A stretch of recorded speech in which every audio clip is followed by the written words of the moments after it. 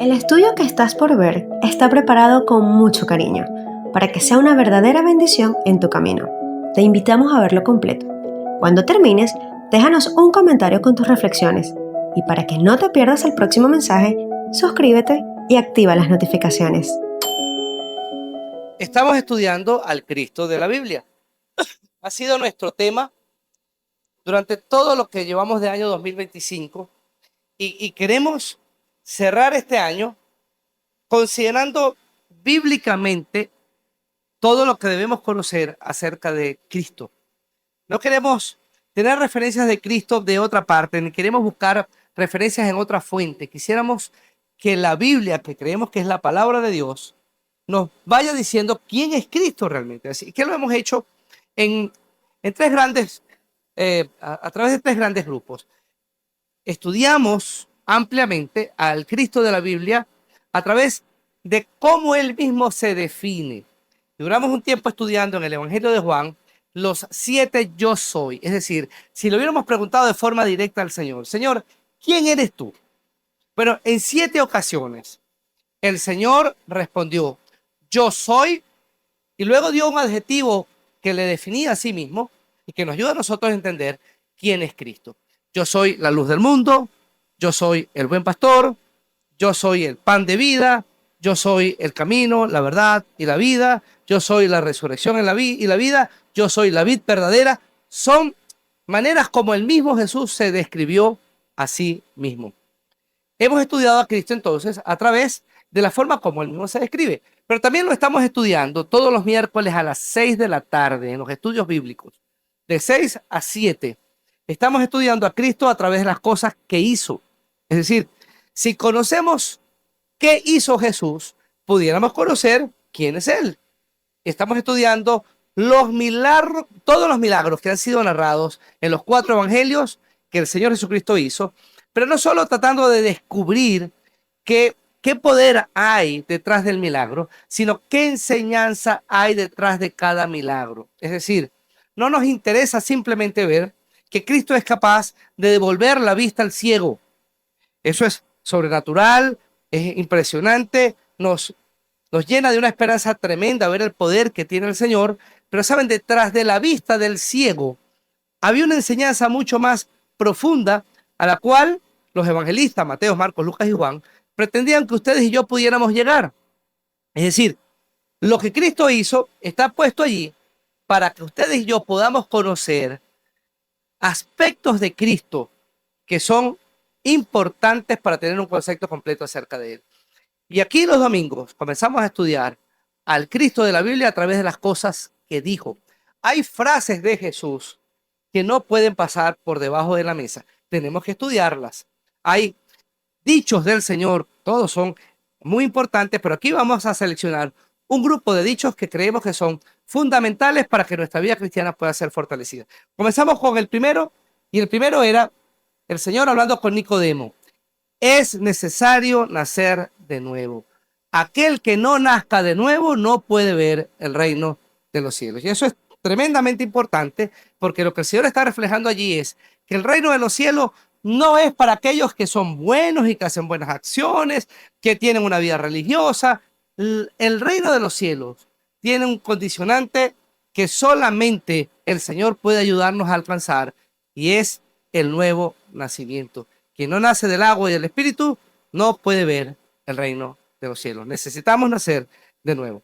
Estudiamos durante el tiempo del aniversario otra frase de Jesús en la oración sacerdotal del Señor, cuando en la oración nos incluye a nosotros.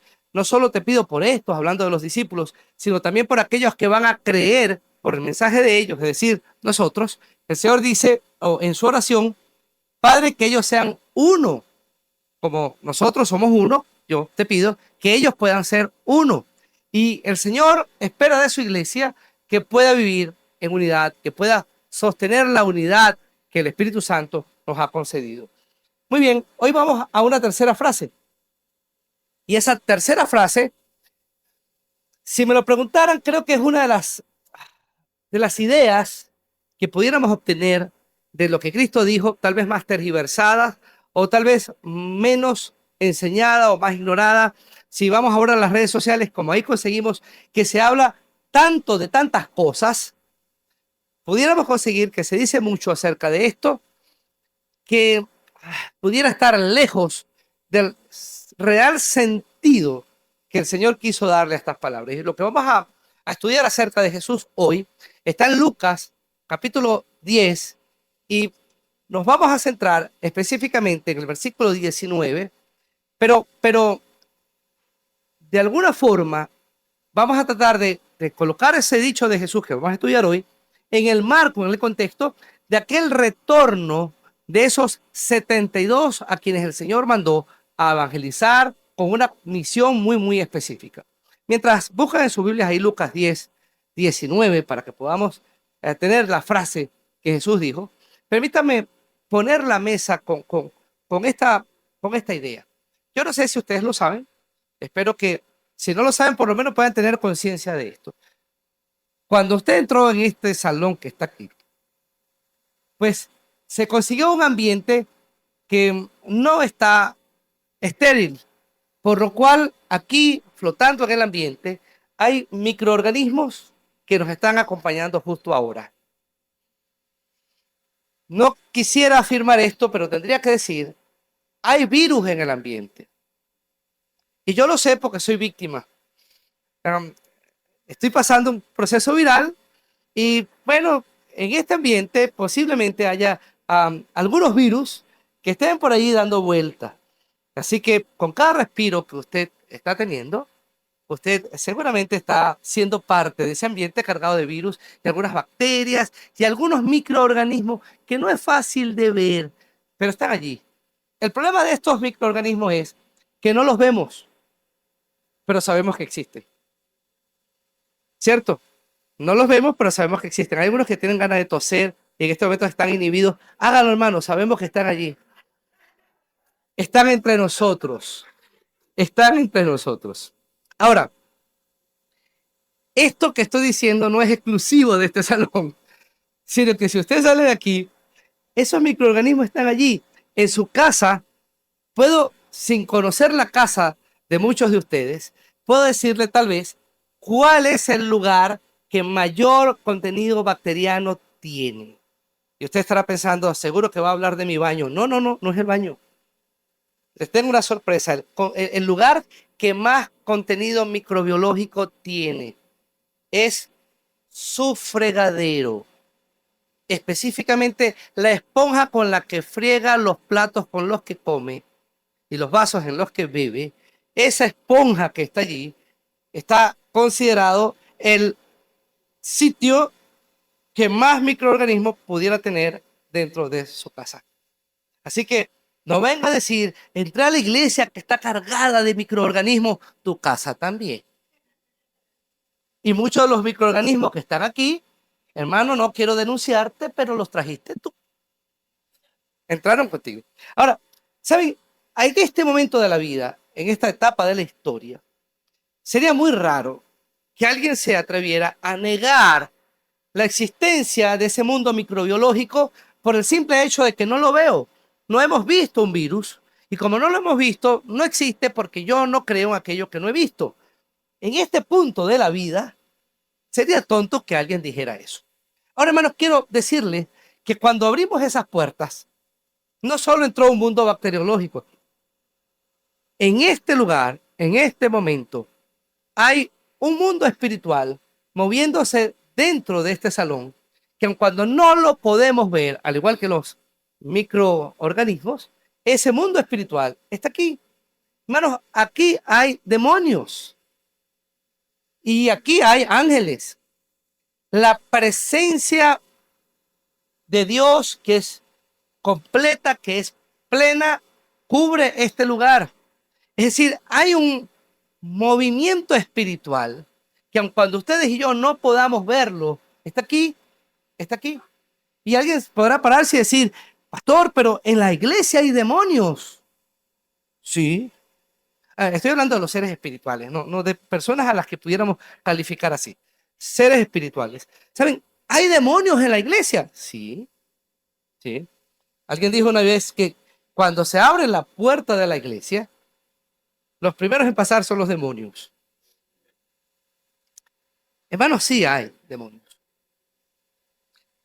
Satanás tiene un, un trabajo muy enfocado, no solo en contra de la iglesia de Cristo, en contra del cristiano, y está trabajando esforzadamente en contra de la humanidad, de todo lo que Dios creó. Ese mundo espiritual existe. Y a estas alturas del juego, sería también muy tonto que alguien pudiera pararse y decir, yo no creo en un mundo espiritual porque nunca lo he visto. Hermano, discúlpeme, pero hay cientos de cosas que no has visto y existen. Ese argumento no tiene ningún sentido. Y creemos en el mundo espiritual, en primera instancia porque la Biblia afirma y nos habla del mundo espiritual como una realidad. Esa es la primera razón por la cual creemos en el mundo espiritual. Pero creemos en un mundo espiritual también porque vemos continuamente sus efectos. La Biblia nos explica el por qué vivimos en una sociedad como en la que vivimos, por qué el mundo está pensando como piensa, diciéndonos simplemente que el mundo entero está bajo el maligno. La filosofía que reina hoy en la sociedad que nos envuelve es una filosofía o una manera de pensar natural, carnal y diabólica. Satanás tiene el control de la manera de pensar del mundo en el que vivimos. Y por eso estamos en una sociedad como esta en la cual vivimos. Veía esta semana una conversación en un programa, una especie de debate allí entre alguien que se consideraba a sí mismo como una persona pansexual y otra persona que sencillamente, como yo, no tenía ni idea de qué quería definir con pansexualidad. ¿Saben por qué? Porque la lógica, la biología, la filosofía, el pensamiento, el sentido común, pues respalda la idea bíblica de que Dios creó al ser humano, varón y hembra los creó. Y en ese concepto, aquella persona estaba tratando de defenderse o de definirse como una persona que no pertenece a ningún género. Y no es posible. La que estaba hablando era una mujer, evidentemente mujer, biológicamente mujer, lógicamente mujer, según el sentido común mujer. Pero ella decía, no, no me llame mujer porque no pertenezco a ningún género. ¿Saben? Y defendía la cosa y el programa pretendía defenderla a ella y la persona que pensaba en contra terminó siendo de alguna forma despreciada y atacada porque estamos en una sociedad que pretende vendernos valores que perdieron todo juicio y no solo pretende decirnos ella tiene derecho a creer como quiera, no, nos está diciendo y tú tienes que respaldarla en lo que está creyendo. ¿Y cómo llegamos aquí? Bueno, la Biblia dice que Satanás es el príncipe de este mundo. Y el príncipe de este mundo está controlando la filosofía, la manera de pensar de este mundo caído. Cuando lo vemos así, entonces debemos entender que ciertamente aquí hay una realidad espiritual, tan cierta como pudiéramos decir que hay una realidad microbiológica. No la vemos, pero está aquí. Ahora, la frase que vamos a estudiar de Cristo hoy fue dicha en el marco de ese trabajo que 72 personas fueron a hacer, enviados por el Señor. Y a su regreso, ellos vieron cómo tuvieron la oportunidad de enfrentarse con ese mundo espiritual y están ahora presentando ante el Señor el resultado. Le dicen al Señor, Lucas 10, 17, le dice, Señor, vimos cómo en tu nombre echamos fuera demonios y los demonios se sometían a tu autoridad. Estaban sorprendidos porque la promesa en el mandamiento era, van a ir y yo les voy a dar poder para que sanen enfermos. Y ellos no solo ven que en el resultado sanan a los enfermos, sino que además los demonios se sometían en el nombre de Jesús. Llegan sorprendidos, llegan contentos por los resultados.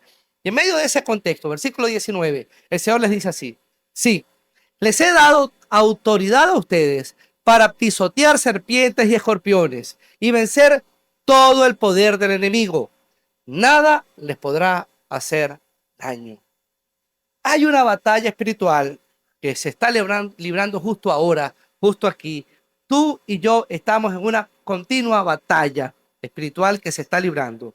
Y todo creyente en Jesucristo debe saber que caminar en la autoridad de Cristo es vivir en victoria. Hermano, esa es la idea de esta mañana. Caminar en la autoridad de Cristo es vivir en victoria. ¿Por qué algunos cristianos no logran vivir en victoria en todas las áreas de su vida? Bueno, seguramente porque la primera parte de esta verdad no se está cumpliendo. Si no estás caminando en la autoridad de Cristo, no podrás vivir en victoria. Pero todo creyente que camina en la autoridad de Cristo vive en victoria. El Señor le dice a este grupo que está llegando con resultados tremendos de esta campaña, digamos, misionera, evangelística. El Señor le dice, yo les he dado autoridad. ¿Lo ven? Les he dado autoridad para pisotear serpientes y escorpiones, vencer todo el poder del enemigo. Nada les podrá hacer daño. Me permiten leer esto porque creo que estos 72 son un reflejo de la iglesia de Cristo actual. ¿Saben? Lo que para ellos fue algo puntual que pasó en esta experiencia, ahora para la iglesia de Cristo es una realidad permanente. Y pudiéramos leer este pasaje personalizándolo a nosotros hoy de la siguiente forma. El Señor pudiera decirte a ti o decirnos a nosotros aquí, yo te he dado toda autoridad para pisotear serpientes y escorpiones y vencer todo el poder del enemigo. Nada te podrá hacer daño. Hermano, cuando el Señor dice nada, ¿saben? En el idioma original, nada quiere decir nada. Claro, nos encanta escuchar que el idioma original dice una cosa extraña allí, ¿no? Pero nada es nada. Nada te podrá hacer daño. Entonces, caminar en la autoridad de Cristo es vivir en victoria. Quisiera compartir con ustedes dos razones por las que andar en la autoridad de Cristo es la única garantía de victoria que tenemos ante la batalla espiritual que estamos librando actualmente. Hoy vamos a estudiar la primera razón y el próximo domingo, si el Señor nos lo permite, estudiaremos la segunda razón.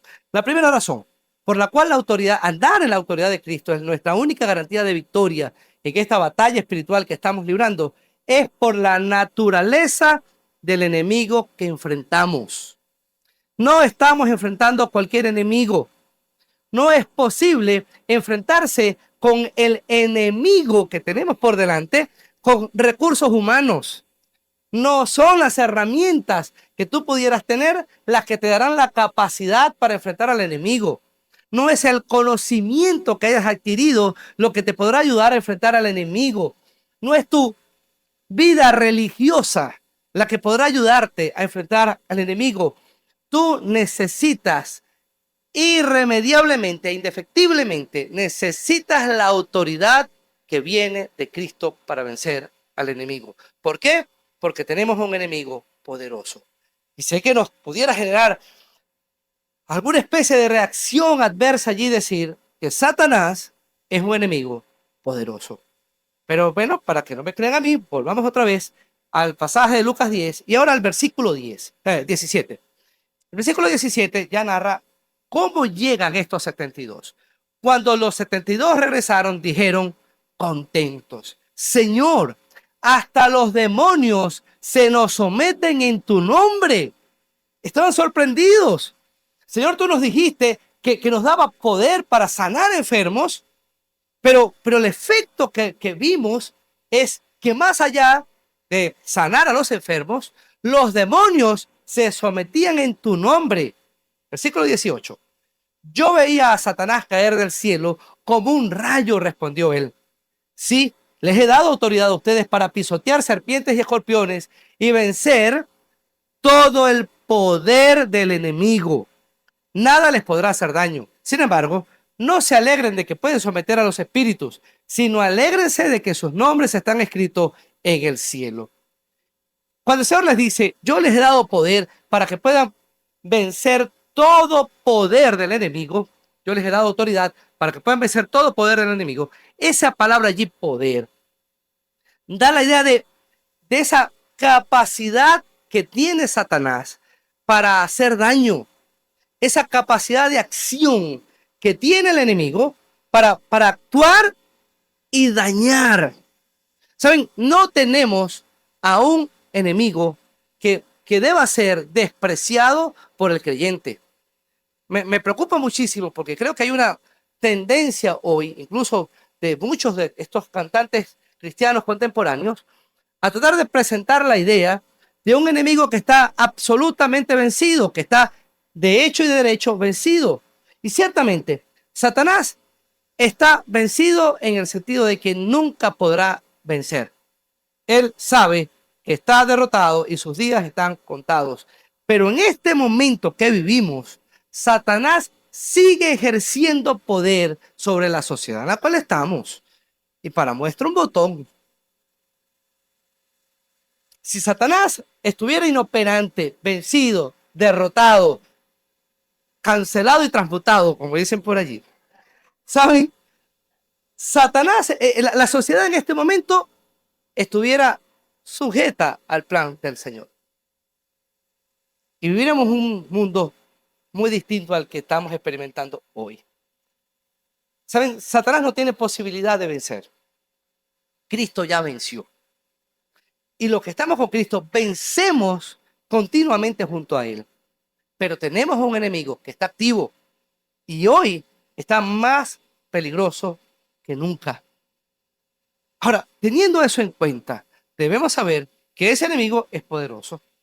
Y si no estamos claros del poder que ejerce Satanás, pues no veremos la importancia de acudir a la autoridad que Cristo le ha dado a sus hijos para poder vencer los ataques de Satanás. Así que me gustaría rápidamente que podamos ver 3 aspectos de Satanás que toda persona debe conocer. El primero, debemos saber que él es un ser innegable.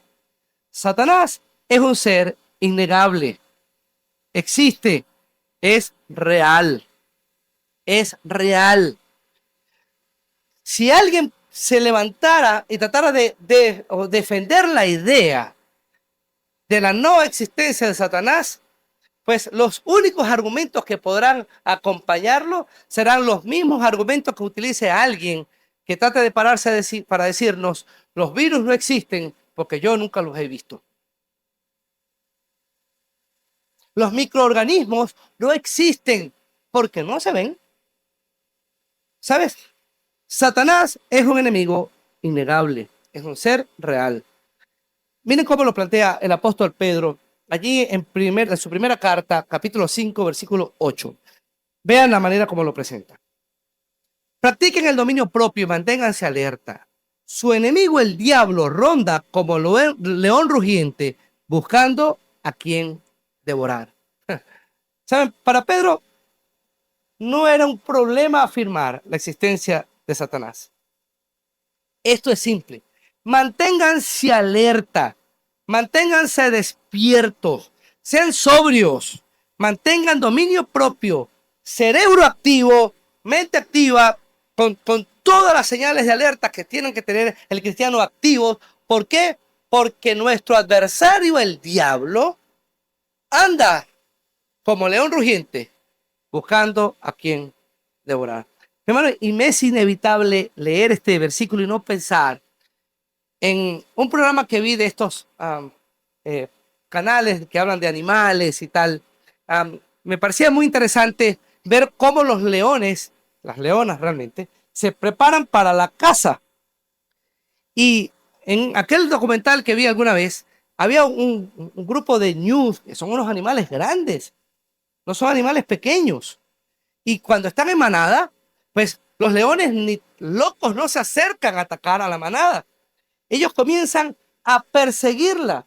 Y en la medida que la van persiguiendo, la manada se desplaza, se asusta y comienzan a correr.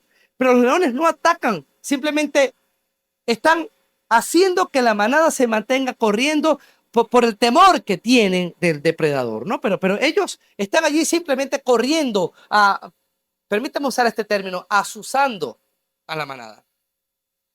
Y en la medida que la carrera se prolonga, los más débiles se van rezagando Y en lo que ellos logran separar a uno de la manada, ahora lo rodean y lo persiguen de tal manera que él cambia el curso de la manada y se aleje suficientemente. Y cuando está suficientemente lejos de la manada, lo atacan.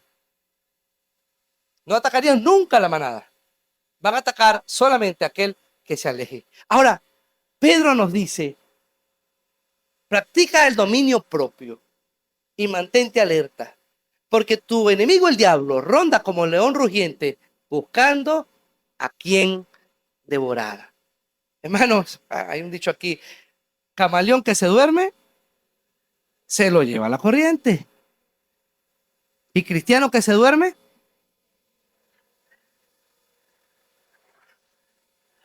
cristiano que se duerme,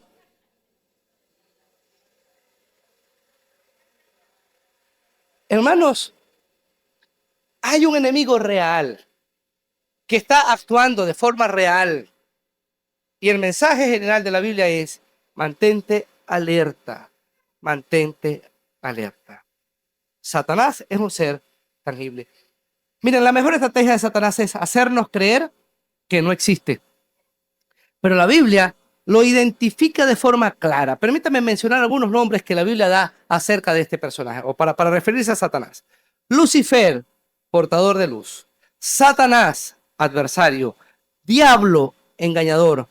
Belcebú, príncipe de los demonios. Le define como el príncipe de la potestad del aire, el príncipe de este mundo, el Dios de este siglo, el rey de la muerte, la serpiente antigua, Leviatán, el dragón, el ángel del abismo, Abadón, Apolión, que es destructor, Belial, vileza, un ser implacable, mentiroso, asesino, tentador, engañador, acusador, el enemigo, el malo. Hay 20 maneras más como la Biblia utiliza algunos adjetivos para referirse a Satanás. Ninguno de ellos fue, ¿saben? Satanás es un gran amigo. ¿Qué tipazo Satanás? ¿Saben? No hay un adjetivo para referirse a Satanás que sea grato. Porque creo que la Biblia no solo quiere que nosotros entendamos que es una persona, un ser, sino que además quiere que estemos claros que esta personalidad que define a este ser es maligna. Satanás es maligno en esencia. Es un ser innegable. Segundo lugar, debemos saber que Satanás, nuestro enemigo, es un ser intangible. Es decir, es un ser espiritual. No es sangre ni carne. Satanás no es un ser de carne y hueso como somos nosotros. Volvamos ahí a Lucas 10, 17 y 18. Cuando los 72 regresaron, dijeron contentos, Señor, hasta los demonios se nos someten en tu nombre. Yo veía a Satanás caer del cielo como el rayo, respondió él. Miren, en esa conversación entre los 72 y Cristo, ellos veían a personas atribuladas por los demonios. Señor, hasta los demonios se nos sujetan en tu nombre. ¿Qué vieron ellos? ¿Con qué tuvieron contacto ellos? ¿Qué fue lo que ellos pudieron percibir de su experiencia en este trabajo que el Señor les encomendó? Que trajeron como resultado la idea de los demonios se sujetan en tu nombre. Ellos vieron a personas que eran atribuladas por la acción del demonio. Siempre que en la Biblia nos habla del demonio o de demonios, nos está hablando de esos seres que están bajo el dominio de Satanás y que él utiliza para atormentar a los seres humanos de diversas maneras. Ahora, están viendo ellos cómo estos seres espirituales atormentan a las personas y cómo ante la autoridad de Cristo estos seres se sujetaban. Pero la respuesta del Señor fue distinta. La respuesta del Señor fue, sí, yo vi a Satanás descender del cielo. Mientras ellos miraban los efectos que los demonios causaban sobre las personas, el Señor miraba a Satanás literalmente descender del cielo como un rayo. Permítame plantear una de las posibles interpretaciones de esa respuesta del Señor. Creo que la que tiene más peso tiene que ver con esto. Mientras este grupo estaba haciendo el trabajo que el Señor les mandó a hacer, la obra demoníaca retrocedía. La gente atormentada por demonios era liberada. Y ellos miraban el resultado de esa liberación. Pero el Señor, que tiene el poder para mirar más allá, miraba cómo el trono de Satanás era amenazado. Y veo a Satanás en franca caída, porque la iglesia está haciendo lo que el Señor le mandó a hacer.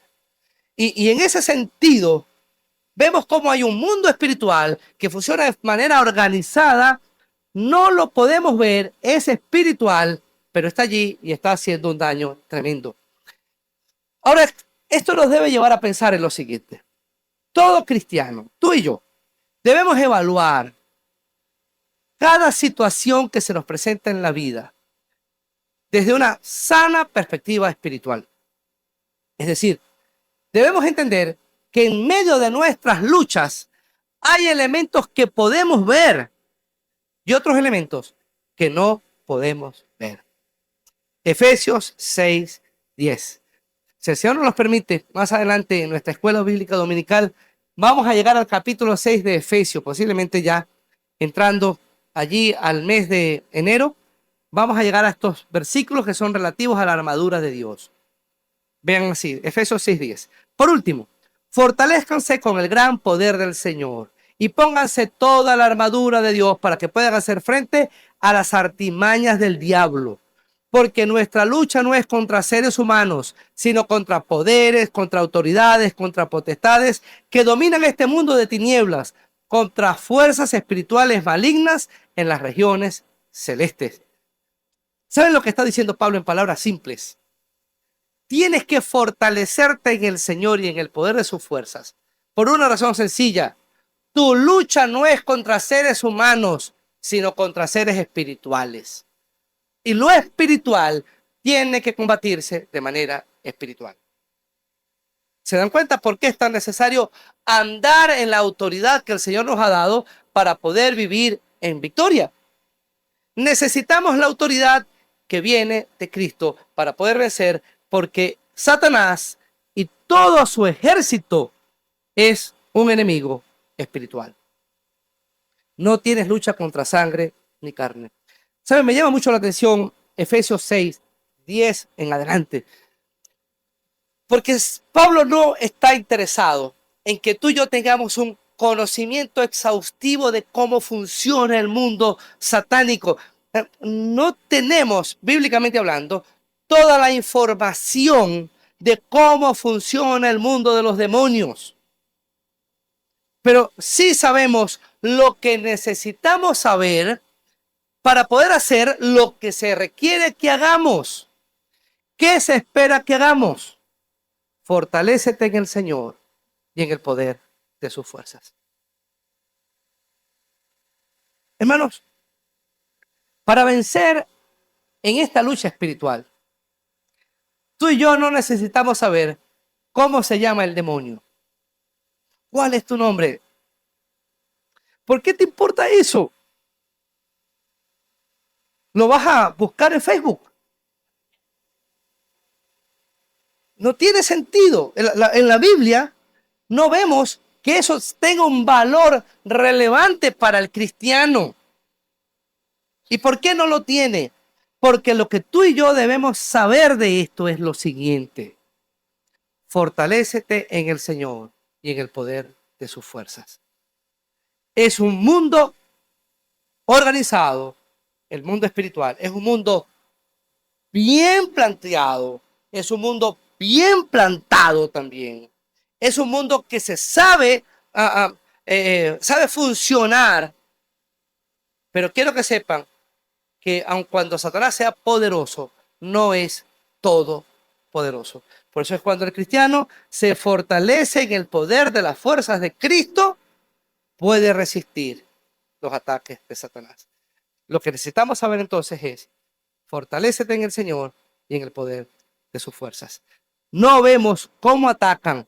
Nuestros ojos materiales no pueden verlo. Posiblemente tú estás en una lucha en este momento y tú pudieras decir, tengo un gran problema con mi jefe, tengo un gran problema con mi cónyuge, tengo un gran problema con mi hijo, tengo un gran problema. Y el gran problema que tienes que está golpeando tu fe, está debilitando tus fuerzas, te está llevando aún hasta cuestionar tu vida cristiana. Tienes delante de ti algo que puedes ver, tu jefe, tu cónyuge, tu hijo, tu vecino, quien sea, pero detrás de esa visión tangible que tienes tú, hay un poder que actúa. El cristiano debe entender que nuestra lucha no es contra esa persona, sino contra el poder que está conduciendo a esa persona a complicar o a dificultar nuestro avance cristiano. ¿Lo vemos? Entonces, aquellos 72 miraban cómo los demonios atormentaban a las personas y el Señor les dijo, yo veo cómo el líder de los demonios tiene que retroceder cuando la iglesia está haciendo lo que tiene que hacer. Me parece, hermanos, que en muchas oportunidades, tanto ustedes como yo, y debemos admitirlo, apuntamos toda nuestra artillería cuando pasamos por una situación difícil en contra del enemigo equivocado. Hermanos, oremos por ese vecino molesto. Oremos por ese jefe injusto. Oremos por ese líder que no debería estar allí. Oremos por... Hermanos, y no consideramos que detrás de esa acción hay un poder superior que es verdaderamente nuestro enemigo. Y la autoridad que el Señor nos ha dado en Cristo es una autoridad para en Él apuntar toda nuestra artillería contra el verdadero enemigo. Entonces vemos de Satanás, es un ser innegable, es un ser intangible y finalmente Satanás también es un ser intencional. Es un ser intencional. Innegable, intangible, intencional. Versículo 19 de Lucas 10. Sí, le responde el Señor, les he dado toda autoridad a ustedes para pisotear serpientes y escorpiones y vencer todo el poder del maligno. Nada les podrá hacer daño. Ese poder del maligno tiene planes claramente trazados. Hermanos, entendamos, en el mundo espiritual nada ocurre por casualidad. Para muestra, creo que es muy simple ver esto. Tú vas a ser atacado por Satanás y sus demonios en aquellas áreas en las que más vulnerable eres. Ahí hay un equipo de inteligencia trabajando. Entonces, aquella persona que no tiene debilidad, digamos, por el alcohol, no va a ser atacado por allí. Satanás no va a perder su tiempo, no va a gastar herramientas ni recursos en algo que él sabe que no es tu debilidad. Pero de pronto no eres débil por el alcohol, pero eres débil con el tema de la corrupción. ¿Sabes? Te desesperas muy rápido cuando las cosas no funcionan y tu moralidad te permite darte ciertas libertades como para echarte una coleadita cuando debas hacerlo. Y esa coleadita más adelante te llevó a un negocio un poquitico más complejo y algo un poquitico más turbio y comienzas a ver oportunidades por todas partes y dices, Señor, ¿cómo me abres un mundo de oportunidades? Yo no sabía que debajo de la mesa había tanta bendición. Satanás está tratando con algo en lo que realmente eres débil. Él tiene una intención clara cada vez que actúa. Pablo a los Corintios, segunda carta a los Corintios, capítulo 2, versículo 11. Está hablando de la necesidad del perdón en el seno de la iglesia. Pablo habla de, hay gente que me ha hecho daño, que me ha ofendido y yo los voy a perdonar y a quienes ustedes perdonen, yo lo perdono también y entendemos la necesidad del perdón, versículo 11 del capítulo 2 de segunda a los Corintios, para que Satanás no se aproveche de nosotros, pues no ignoramos sus artimañas. Otra versión dice, no ignoramos sus maquinaciones. Y el término que se traduce artimaña, maquinaciones, da la idea de sus pensamientos. Cuando algo está cocinándose en la mente de Satanás, eso tiene una intención.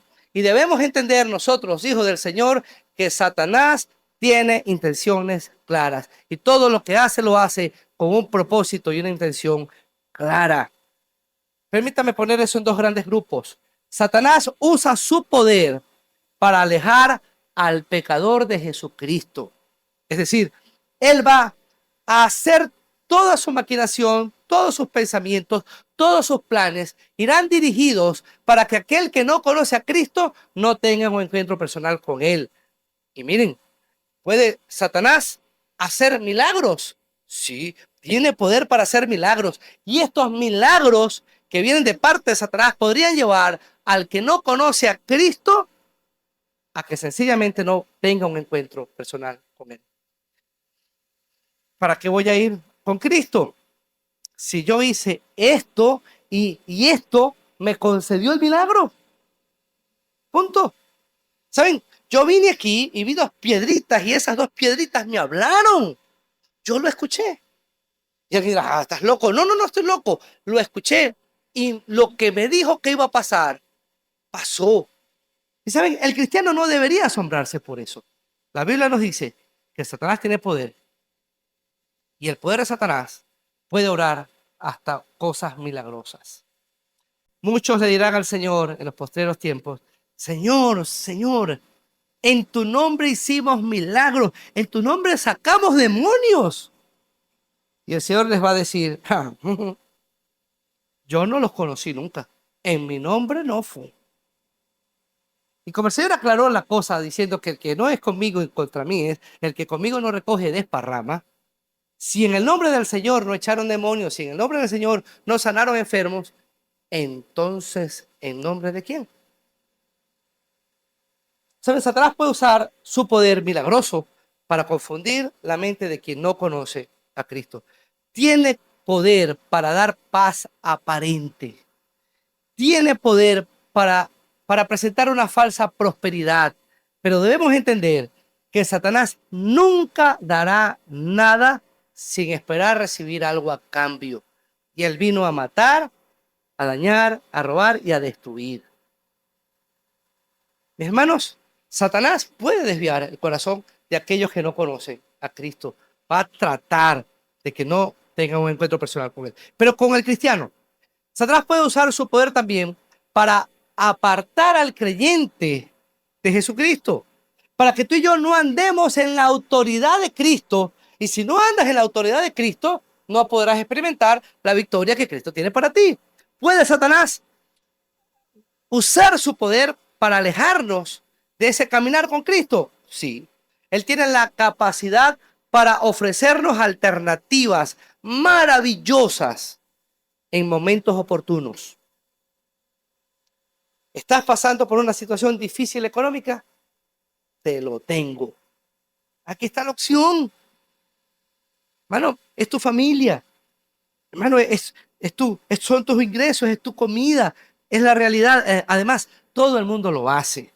Satanás es el rey de los atajos. El Señor Jesucristo en el desierto comienza su ministerio y es tentado por Satanás. Dice Lucas, ayunó por 40 días, pasados los cuales tuvo hambre. Ahora, con hambre, cuando hay un momento de vulnerabilidad, Satanás le llega al Señor y le dice, ya que eres el Hijo de Dios, haz que esas piedras se conviertan en pan. Es decir, usa tu poder como Hijo de Dios para hacer algo que no importa, que no esté bajo la dirección del Padre, pero usa tu poder para satisfacer una necesidad. ¿Tienes hambre? ¿Dónde está el pecado? ¿Ven ustedes pecado allí? Si convertir las piedras en pan y comer en un momento de hambre fuera pecado, hermano, hoy muchos de nosotros fuéramos muy pecadores. Porque a veces comemos sin hambre. Entonces, Satanás le está proponiendo al Señor, satisface esa necesidad legítima a través de un camino no legítimo para el Señor. Y le dice ahora, pues lánzate del pináculo del templo, porque la Biblia dice que el Señor mandará a sus ángeles para que te proteja. Y el Señor responde, no voy a tentar al Señor mi Dios. Y más adelante le dice, aclaremos la película, ¿a qué vienes tú para acá? A recuperar el reino, la autoridad que Adán y Eva perdieron en el Edén. Te voy a proponer un camino fácil. Te puedo quitar toda la agonía y todo el sufrimiento que viene de aquí en adelante simple. Todos los reinos que tengo son tuyos y postrados me adoras. ¿Ven el atajo? Ahí está el atajo. Adórame y lo que viniste a buscar te lo doy hoy. ¿Saben? El Señor nunca le reclamó a Satanás que él no era dueño de nada por usurpación. La regencia que Dios le había dado a Adán y a Eva en el Edén, Satanás tiene control de ella. Por eso hoy es el príncipe de este mundo, el príncipe de la potestad del aire. Saben, los reinos de la tierra que hoy rigen la tierra están bajo el control de Satanás. Y eran esos reinos los que Satanás le ofrece al Señor allí. Hermano, qué interesante, porque Satanás lo que está haciendo es dándole alternativas atractivas, en este caso al Señor, para que Él tome un atajo y pueda satisfacer una necesidad legítima a través de vías ilegítimas. Será eso exactamente lo que Satanás haga contigo y conmigo en nuestro andar diario. Y usted puede pararse y puede decir, pero yo tengo derecho. Bueno, sí, puedes tener la necesidad legítima, pero nunca satisfagas una necesidad legítima a través de una vía ilegítima. Yo tengo derecho a compartir mi vida con alguien que me ame. Muy bien. El Señor estableció para eso el matrimonio. Pero yo creo que hay un atajo mejor. Ok. El rey de los atajos te va a proponer cosas maravillosas. Pero el Señor estableció la vía legítima. Él puede poner o proponer algunas cosas maravillosas en momentos precisos. Usa la verdad para presentar sus propuestas. Y me llama mucho la atención que cuando Satanás tienta a Jesús, le cita las escrituras. El tipo es osado. Le citó las escrituras al Señor. ¿Saben? Al dueño de las escrituras, Satanás le citó las escrituras. Escrito está. ¿No te acuerdas? Ahí está en Salmo. Escrito está. Y Satanás pretendía con esto que el Señor cayera. Y me viene a la cabeza un meme que vi hace unas semanas atrás. O sea, si no lo digo me enfermo más. ¿Saben? Vi un meme de estos muy tontos que decía algo así. Si una mujer llevó a caer a Sansón siendo un hombre fuerte como era, una mujer impía, ¿qué no hará una mujer impía contigo que eres un tipo todo flacucho y raquítico? Interesante, ¿verdad? Ahora, si Satanás pretendió tentar a Jesucristo usando la palabra de Dios, mi hermano, Cristo no cae porque conoce la palabra de Dios. Le respondía al Señor, escrito está, escrito está, escrito está, y punto. Pero ¿qué no hará Satanás? No voy a decir contigo para no ser odioso. ¿Qué no hará Satanás con alguien que pretende vivir la vida cristiana sin conocer la palabra de Dios? Cuando nos diga escrito está, capaz la reacción nuestra va a ser, ¿en serio? ¿Y está escrito? Pues si está escrito, lo hacemos. ¿Saben, hermanos? Satanás usa la Biblia para lograr sus objetivos. Nos lleva constantemente al límite de nuestra fe, de nuestras convicciones, de nuestro conocimiento de Dios, y lleva al límite aún nuestro concepto de santidad. Permítame decirles que es más peligroso un reloj 10 minutos atrasado que un reloj 2 horas atrasado. Piénsalo. Si ves un reloj que tiene 2 horas de retraso, cuando veas la hora vas a decir, no, ese reloj está malo. Pero si ves un reloj que tiene 10 minutos de atraso, ¿sabes? Sí, esa es la hora. Y esos 10 minutos pudieran ser suficientes para que pierdas una reunión importante. Esos 10 minutos pudieran ser suficientes para que pierdas un vuelo. esos 10 minutos pudieran ser suficientes para causar un daño impresionante. ¿Saben? Cuando la mentira se parece a la verdad, causa más daño. Son 10 minutos. Cualquiera de nosotros pudiera creer que ese reloj está bien, porque solo tiene 10 minutos de atraso. Satanás es el padre de toda mentira. Y él va a presentar la verdad pequeñamente disfrazando la mentira. De tal manera que, confundiendo la verdad, nosotros caigamos en una total mentira. Dice Pablo, hablando de los falsos maestros, en 2 Corintios 11:14. Y no es de extrañar, ya que Satanás mismo se disfraza de ángel de luz. Por eso no es de sorprenderse que sus servidores se disfracen de servidores de la justicia. Su fin corresponderá con lo que merecen sus acciones. Estamos en una sociedad en la que el enemigo es capaz de disfrazarse como un ángel de luz. Y sus seguidores pueden disfrazarse de ministros de justicia. Hermanos, si no estamos bien agarrados de la palabra del Señor, ese engañador con mucha facilidad va a causar estragos en nuestra vida. Entonces, la primera razón por la cual la autoridad que viene de Cristo es suficiente y es el único medio real para que ustedes y yo podamos vivir en victoria en medio de una batalla que es de corte espiritual, es porque el enemigo contra el cual luchamos tiene una naturaleza espiritual, tiene una naturaleza real y tiene una naturaleza intencional. El enemigo tiene un poder que no debemos despreciar. Caminar en la autoridad de Cristo es vivir en victoria. Hermanos amados, caminemos en la autoridad de Cristo. La semana próxima, si el Señor nos lo permite, vamos a ver la otra razón por la cual andar en la autoridad de Cristo nos permite vivir en victoria. Pero hoy me interesa que nos llevemos lo siguiente. Tú y yo estamos en una batalla. No la podemos negar, no la podemos eludir. No podemos librarnos de la batalla. Pero si me permite ser un poco más incisivo, tendría que decir lo siguiente. El cristiano está en plena batalla. Pero el que no tiene a Cristo no está en una batalla. El que no tiene a Cristo está sencillamente en el ejército equivocado. Efesios 2:10. 2, 1 y 2. Dice, en otro tiempo, nosotros vivíamos, estábamos muertos en nuestros delitos y pecados y así.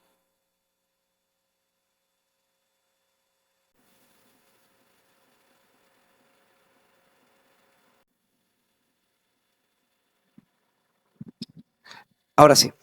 Y hacíamos lo que el príncipe de este mundo nos exigía hacer. ¿Saben? De alguna manera estábamos sometidos a lo que Satanás, pues sencillamente nos conducía a hacer. El que no tiene a Cristo está en el ejército equivocado. Y el que tiene a Cristo está en una batalla de la cual no puede librarse. Tiene que enfrentarla. Y la única forma de vencer en medio de esa batalla es caminando en la autoridad que Cristo ha puesto sobre ti, o que te ha dado. Hermanos amados, luchemos bien para que acabado todo, cuando termine el día de la batalla, cuando termine el día de la lucha, puedas permanecer en pie. Vamos a orar. ¿Qué tal si estamos de pie?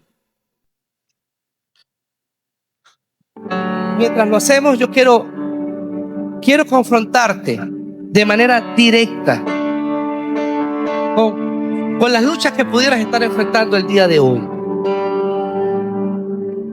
¿Sabes? Pudieras estar peleando con situaciones difíciles, con situaciones injustas, situaciones dolorosas, con conflictos personales que no sabes cómo tratar. Hermano, yo quiero invitarte que esta mañana puedas, amparado y anclado en la autoridad que el Señor te ha dado, puedas enfocar toda tu fuerza, toda la artillería espiritual que Dios te ha dado contra el enemigo correcto. Vamos a orar al Señor y vamos a pedirle que nos dé victoria sobre esto que nos está causando daño, que nos está causando molestia, que nos está angustiando. Pero ataquemos entonces al enemigo correcto, que posiblemente está usando algunos recursos materiales, visibles, tangibles, humanos, pero que entendemos nosotros como hijos del Señor que hay un poder detrás del trono que está ejerciendo control. Vamos ahora. Señor, aquí estamos. Queremos andar en tu autoridad